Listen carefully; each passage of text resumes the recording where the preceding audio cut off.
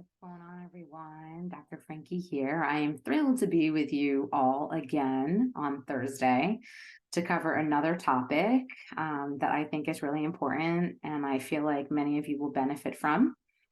And if you yourself find it interesting, please share it with anyone that you think would benefit from it. So today I'm going to talk about why am I tempted to cheat? But before I jump into that, I want to encourage you to subscribe to my channel. Every week people are subscribing and it's growing, and I'm so grateful and thankful to you all who have been following me and subscribing and sharing about all the information that I put out there. And for those of you that are not that familiar with me or haven't heard of me at all, I'm a clinical psychologist. I've been practicing for over 2 decades. I'm also a board certified sex therapist.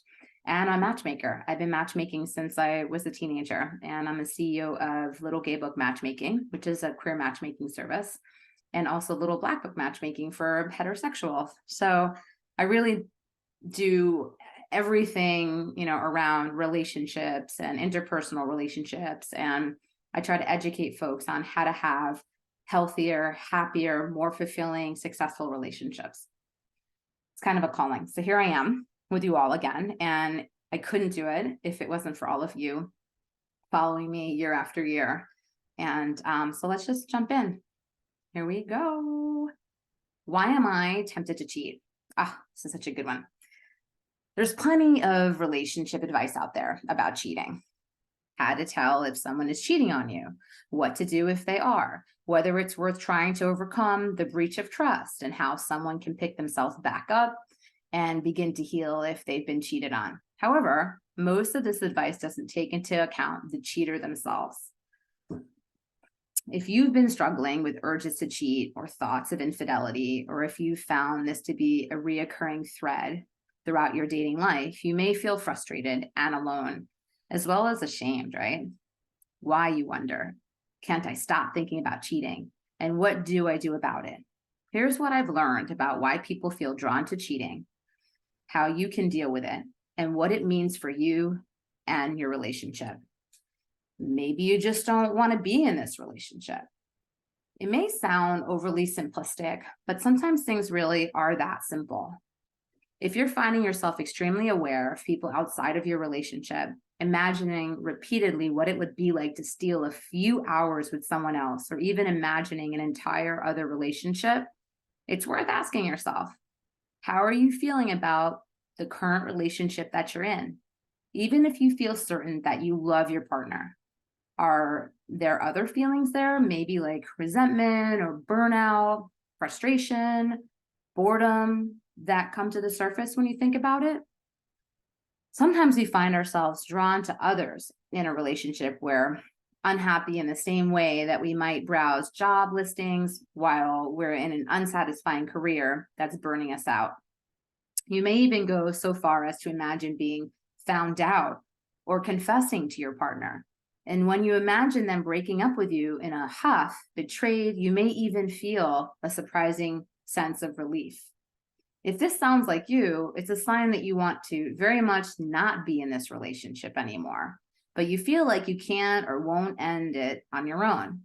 You may be fantasizing about providing your partner with a pretext to break up with you.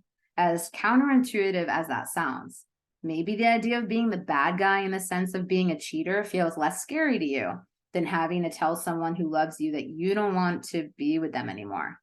Not because you were tempted elsewhere, but because you just aren't fulfilled by that partner anymore.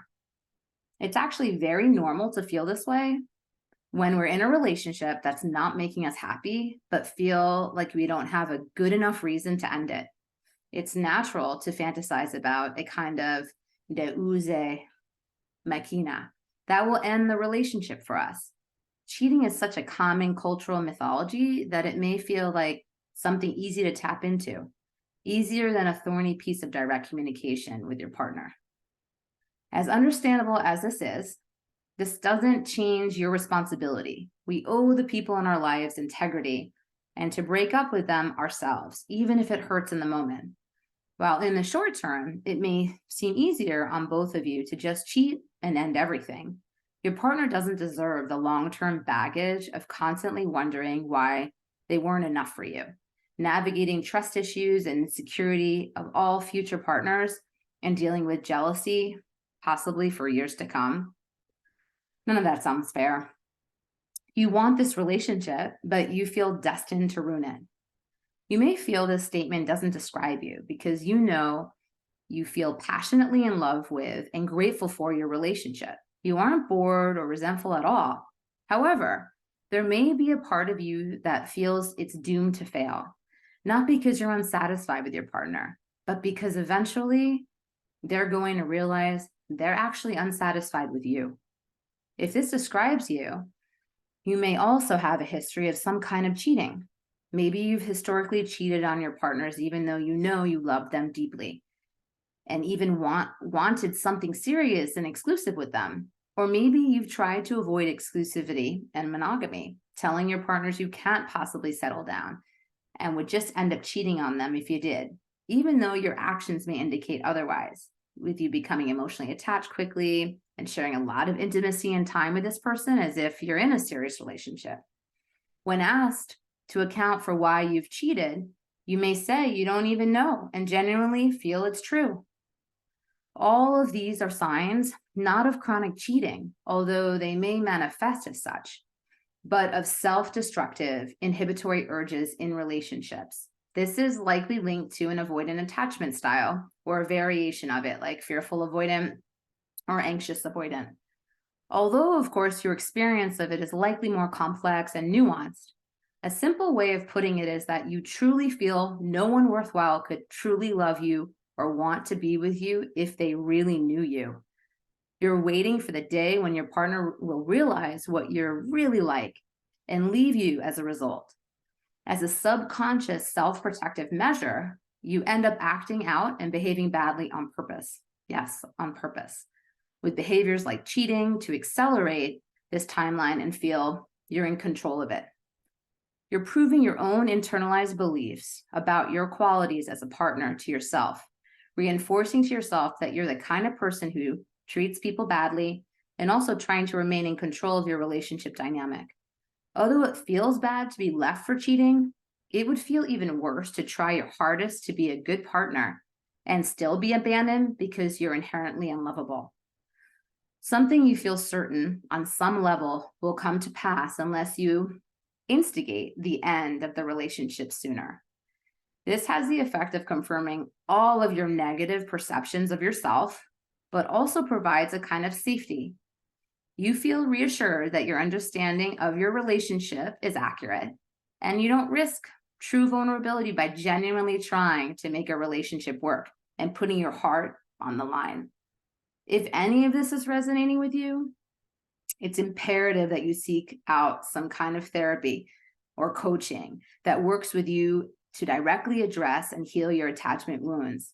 This kind of deep-seated relational pattern is common and not at all your fault, but also something that can be fixed by just becoming more aware and mindful of it. Until you deal with deeper work on this in therapy, it will continue cropping up in any of your intimate relationships. And just because it doesn't crop up in your friendships doesn't mean it isn't going to crop up in your interpersonal, intimate relationships, because those are different.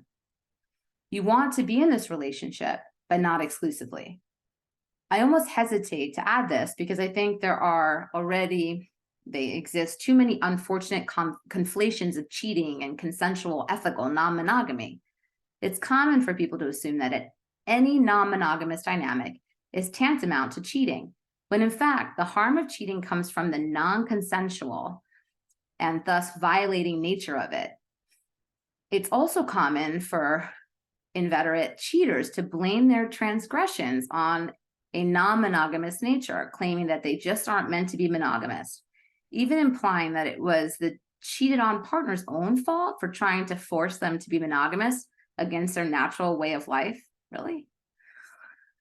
While the vast majority of the latter are simply dodging accountability, if they're truly non-monogamous by nature, they could easily seek out relationships with other non-monogamous people or broach the topic of changing relationship dynamics with their current partner.